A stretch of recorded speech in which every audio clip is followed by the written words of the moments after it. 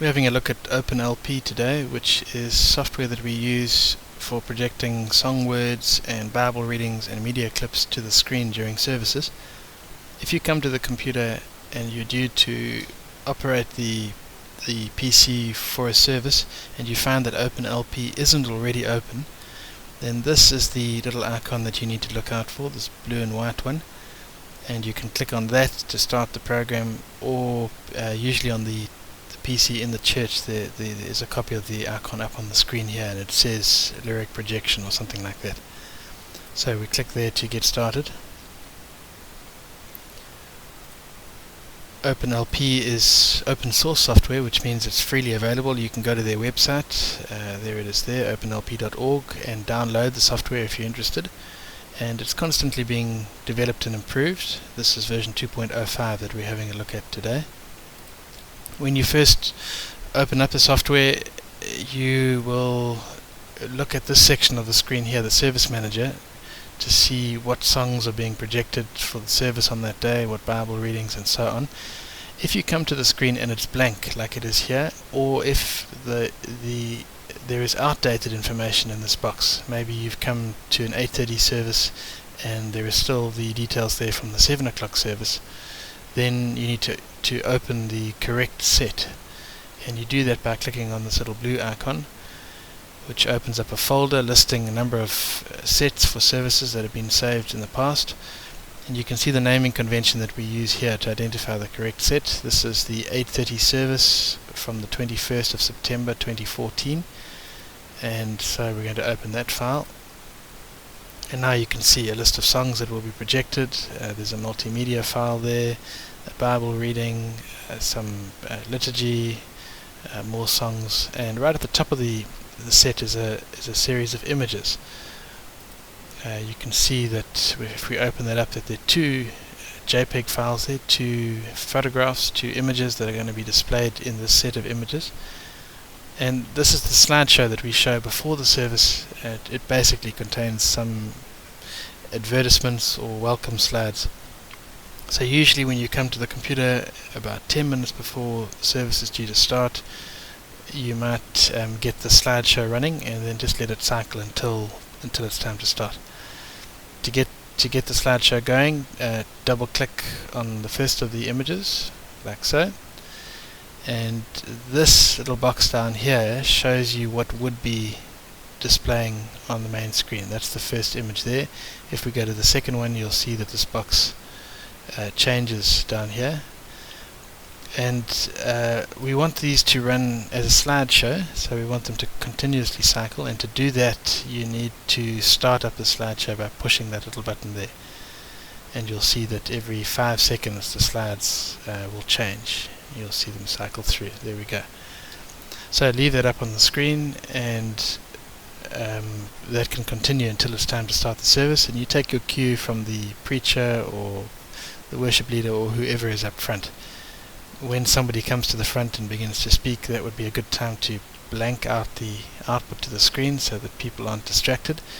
And the quickest way to do that is to push on that little icon there. You see, if we hover over it, the little black screen is labeled blank screen, and clicking on that will blank out the screen. You can't see that at the moment, but what is happening at the moment in the live output to the screen is that the screen would remain blank. At any time you can also stop the slideshow if you want by pushing that red icon there. It's worth just explaining what happens in this little box here. The feature that you're most likely going to use is this ability to blank the screen and then to bring it live again and blank it. But you can also click on this drop down button here, and you'll see that there are 3 options in this little menu. The one is to blank to theme, which essentially means removing all the writing and just leaving the photograph in the background. So if you do that, at the moment it will be just displaying the background, and that will show the whole slide again, background, whole slide. The third option is to show desktop, and again you probably won't use this terribly much, but what this does is hides anything that OpenLP might otherwise be projecting to the screen. So sometimes you want to run a presentation in other software and you want to be able to display what is on the desktop, and then you might use this, but 9 times out of 10 you're going to be using the blank screen option. So if at some stage you're trying to blank out the screen and it's behaving erratically and you're not sure why it doesn't seem to be working, make sure that you have the right option selected there, and then all you need to do is to toggle that on and off as you need it. So that's to start. We have the slideshow going. When you're ready, you can take your cue from the person leading up front, whether a hymn is called or the worship leader starts playing a song.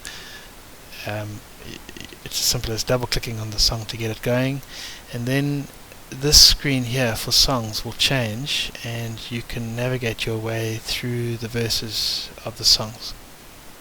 You can see here that this is a contemporary piece of music, so it's structured slightly differently from a hymn, and you can see verse 1, verse 2, chorus 1, the B stands for bridge. Sometimes you'll see T, which is for tag. It's not terribly important, but you can move around through this list of verses and you'll see that as you click using the mouse that the slide down here will change. That's what's being projected. You can also use the arrow keys, which is sometimes a little easier because you don't slip past the one that you're looking for there. It's much easier to control. Some people find that. With hymns, usually the first verse is sung and you simply move sequentially down through the hymn. There's a hymn down there, and usually what happens is you simply using the arrow keys and pressing down, sliding all the way through until you get to the end. With a contemporary song, often you have to jump around a bit. We try to set out the song in the way that it's usually sung so that you can just use the down arrows to move through, but you might need to be aware that the worship leader may jump around a bit, may sing a verse, go to a chorus, then jump back to a verse, and you just have to listen carefully. The other very helpful thing to do is to make sure that you sing along, because then there's no danger of you forgetting to move the slide on. When you get to the end of the words that you've sung, that's the time to change to the next slide.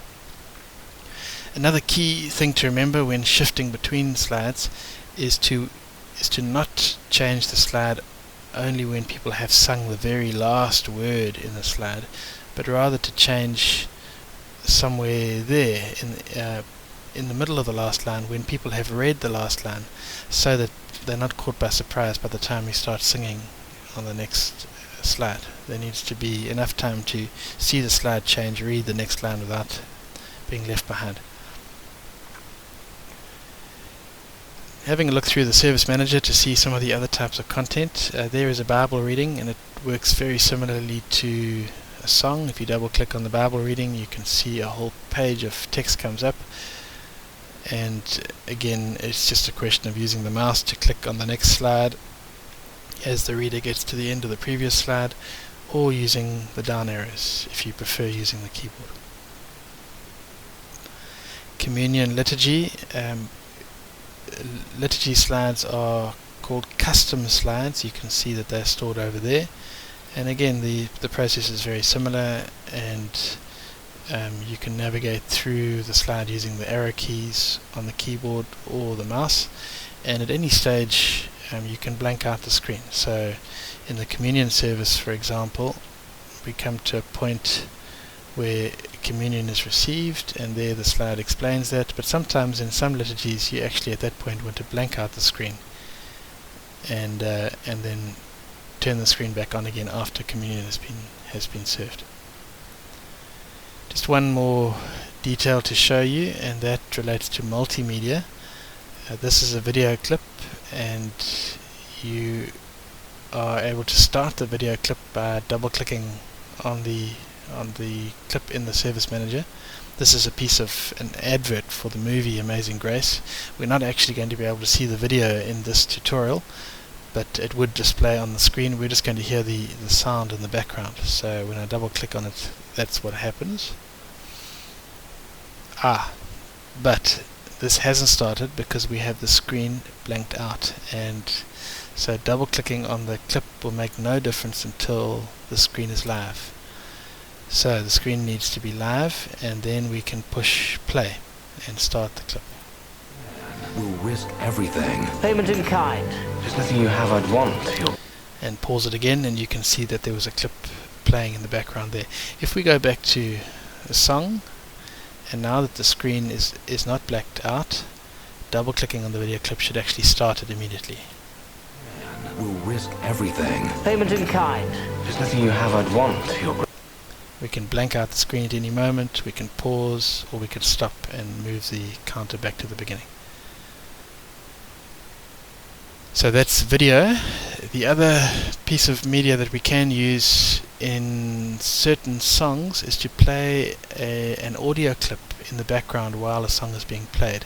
And so we do this with some of the hymns, where if we don't have an organist on any given Sunday, we can play organ music in the background. So this hymn here, Amazing Grace, has organ music associated with it.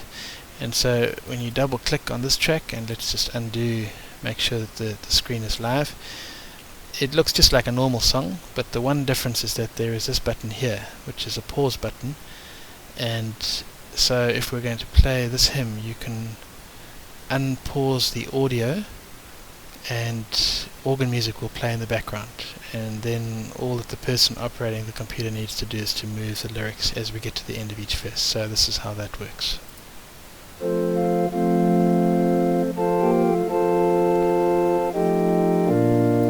And it can be paused again, and so very, very simple in terms of how to operate that.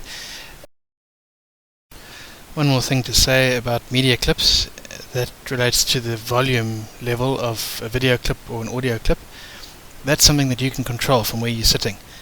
If the organ music playing in the background of a hymn is too soft, you can adjust that and push it louder. If a video clip is too loud, you can bring it down. So here's a shot of the sound desk sitting next to the computer monitor, and the channel that you're going to be looking at is this one here, labeled 15 to 16 at the bottom there. You'll see it clearer in a moment. It says PC Media. That channel is the one that controls the volume level of any audio or video clip being projected by OpenLP. There's a clearer shot of the channel, PC Media. One thing to look out for is that button there, which is the mute button. If somebody's pushed the mute button, no sound will come out of the channel at all. And so if the button has been pushed down, the channel is muted. If it's been released, in other words by pushing it again, then sound can go out. So that's worth checking if you're battling to get sound from a video clip or an MP3. And you probably want to do that before the service starts. Just make sure that the mute button isn't pushed down. There is the slider being adjusted. That little white slider there, if you push it up, the volume goes up. If you push it down, the volume goes down. And one thing to be careful about is not to touch this slider here. This is the main mix, and that controls the level of microphones all over the church. So the only channel that you want to work with is this one here. Otherwise you're affecting the volume of the preacher and the readers and all the rest of it as well. So just concentrate on this area, and you can feel free to push the volume up or down as you see fit. It's worth noting that especially when we're playing an audio track in the background for a hymn, the volume often needs to be much louder than you think. It needs to be loud enough that people are able to sing comfortably under it without battling to pick up where the melody is going. And that's it for this tutorial. Next time we're going to have a look at some more advanced topics. We'll work on how to set up a set, to choose songs and readings and set things up for an OpenLP service, and we'll look at how to edit and create new slides and new songs and custom slides and that sort of thing. But what you have from this video should be sufficient to help you run the entire service without any problems at all.